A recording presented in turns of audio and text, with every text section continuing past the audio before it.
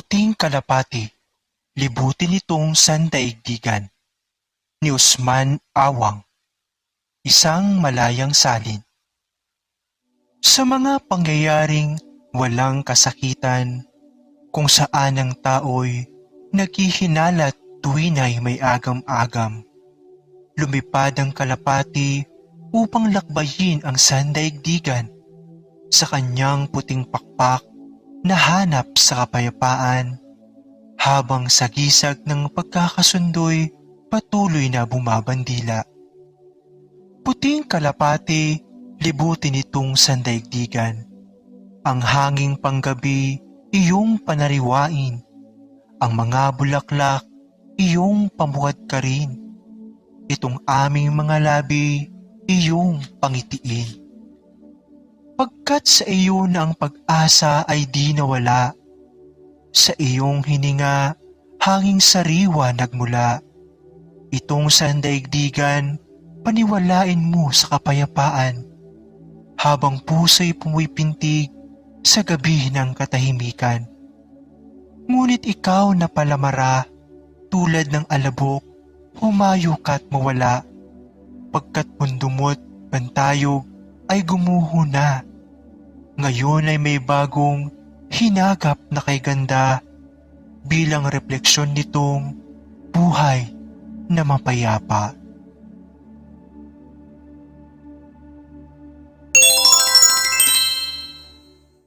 Sa unang saknong, inilarawan ng realidad ng buhay kung saan ang buhay sa bawat araw ay walang katiyakan, at parte sa buhay ang pagkakaroon ng iba't ibang karanasan, mabuti man o hindi.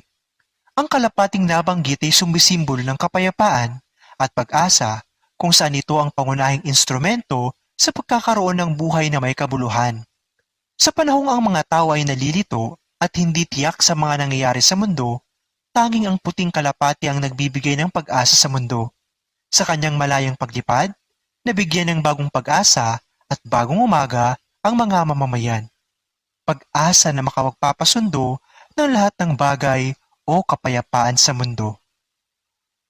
Sa ikalawang saknong naman, ipinahihiwatig na ang kalapati bilang simbolo ng kapayapaan at pag-asa ay may kakayahang makapagbago sa ating mundo. Sa ikatlong saknong, dito masasalamin ang kahalagahan ng pag-asa at kapayapaan, na kahit gaano man kagulo o kadilim ang bawat sitwasyon, kapag tayo ay hindi nawalan ng pag-asa at mas piniling nasa panig ng kapayapaan, ay magiging maayos ang lahat. Ang kalapati ang nagiging pag-asa nila. Hindi nawawala ng pag-asa ang kalapati dahil ito ay sumisimbolo ng pag-asa at kapayapaan. Ang kalapati ang magiging daan upang tayo lahat ay magkaroon ng kapayapaan. Sa ikaapat na saknong naman, nais pahiwatig ang pagharap natin sa kahit na anumang pagsubok na dadaan sa ating buhay. At dahil sa taglay na natin ng pag-asa at kapayapaan sa ating sarili, ay magiging maliwalas ang lahat at mailalayo sa mga taong masasama ang loob at mga sitwasyong maaaring magdulot ng kaguluhan.